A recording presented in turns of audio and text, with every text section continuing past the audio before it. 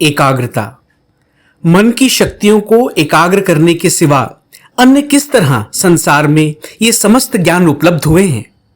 यदि प्रकृति के द्वार पर कैसे खटखटाना चाहिए, उस पर कैसे आघात देना चाहिए, केवल यह ज्ञात हो गया तो बस प्रकृति अपना सारा रहस्य खोल देती है। उस आघात की शक्ति और तीव्रता एकाग्रता से ही आती है। मानव मन की शक्ति की कोई सीमा नहीं। वह जितना ही एकाग्र होता है उतनी ही उसकी शक्ति एक लक्ष्य पर केंद्रित होती है। यही रहस्य है। मन सर्वदा ही नाना प्रकार के विषय ग्रहण कर रहा है, सदैव सब प्रकार की वस्तुओं में जा रहा है। फिर मन की ऐसी भी एक उच्चतर अवस्था है जब वह केवल एक ही वस्तु को ग्रहण करके अन्य सब वस्तुओं को छोड़ दे सकता है। इस एक वस्तु को ग्रहण करने का फल है समाधि। प्रतिदिन नियमित रूप से अभ्यास करने पर मन का यह नियत संयम प्रवाहकार में चलता रहता है एवं उसकी स्थिरता होती है और तब मन सदैव एकाग्रशील रह सकता है। मन एकाग्र हुआ है यह कैसे जाना जाए? मन के एकाग्र हो जाने पर समय का कोई ज्ञान न रहेगा। जितना ही समय का ज्ञान जाने लगता है हम उतने ही एकाग्र हो जाते हैं। हम अपने दैनिक जीवन में भी देख पाते हैं कि जब हम कोई पुस्तक पढ़ने में तल्लीन रहते हैं तब समय की ओर हमारा बिल्कुल ध्यान नहीं रहता। जब हम पढ़कर उठते हैं तो अचरज करने लगते हैं कि इतना समय बीत गया। सारा समय मानो एकत्र होकर वर्तमान में एकीभूत हो जाता है। इसलिए कहा गया है कि अतीत, वर्तमान और भविष्य आकर जितना ही एकीभूत होते जाते हैं मन उतना ही एकाग्र हो जाता है। मनुष्य और पशु में यही अंतर है। मनुष्य में चित्त की एकाग्रता की शक्ति अपेक्षाकृत अधिक है। एकाग्रता की शक्ति में अंतर के कारण ही एक मनुष्य दूसरे मनुष्य से भिन्न होता है। छोटे से छोटे आदमी की तुलना ऊंचे से ऊंचे आदमी से करो, अंतर मन की एकाग्रता की मात्रा में होता है। बस यही अंतर है। प्रत्येक व्यक्ति का मन कभी न कभी एकाग्र हो जाता है। हमें जो चीजें प्यारी होती हैं उन पर हम मन जमाते हैं और जिन चीजों पर हम मन जमाते हैं वे हमें प्यारी होती हैं। हमें चाहिए कि हम अपना मन वस्तुओं पर नियोजित करें, ना कि वस्तुएं हमारे मन को खींच लें। हमें बहुधा विवश होकर मन एकाग्र करना पड़ता है।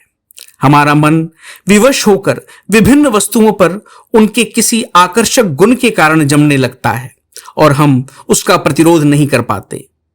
मन को वश में करने, अभीष्ट स्थान पर उसे लगाने के लिए विशेष प्रशिक्षण की आवश्यकता पड़ती है। दूसरे किसी तरीके से यह नहीं हो सकता।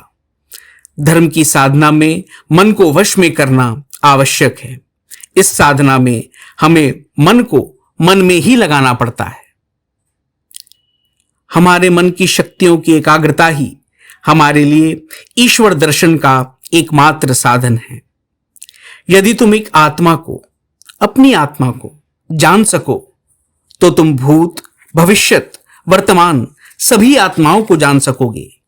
इच्छा शक्ति के द्वारा मन की एकाग्रता साधित होती है और विचार, भक्ति, प्राणायाम इत्यादि विभिन्न उपायों से यह इच्छा शक्ति उद्बुद्ध और वशीकृत हो सकती है। एकाग्र मन मानो एक प्रदीप है जिसके द्वारा आत्मा का स्वरूप स्पष्ट रूप से देखा जा सकता है। मन की एकाग्रता को प्राप्त करने पर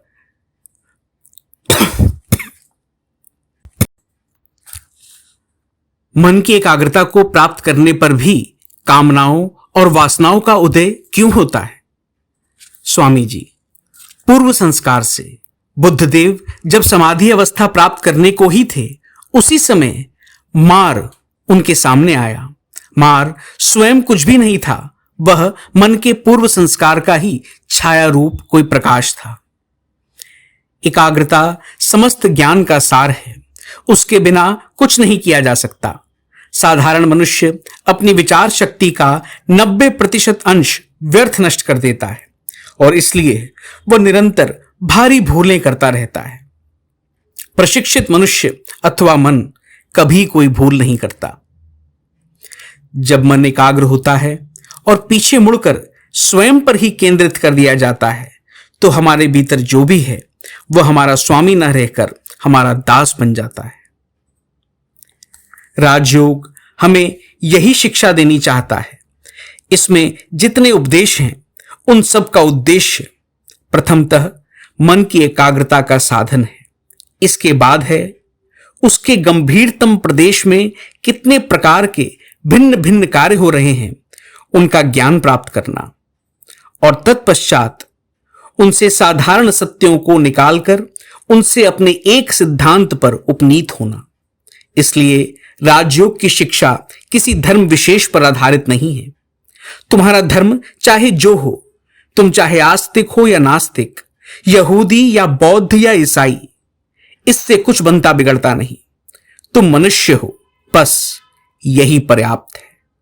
प्रत्येक मनुष्य में धर्म तत्व का अनुसंधान करने की शक्ति है, उसे उसका अधिकार है।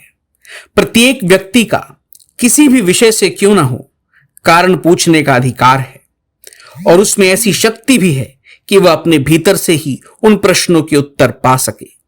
पर हां, उसे इसके लिए कुछ कष्ट उठाना पड़ेगा। ओम शांति शांति शांति। हरि ओम तत्सत। श्री राम कृष्णार्पणमस्तु।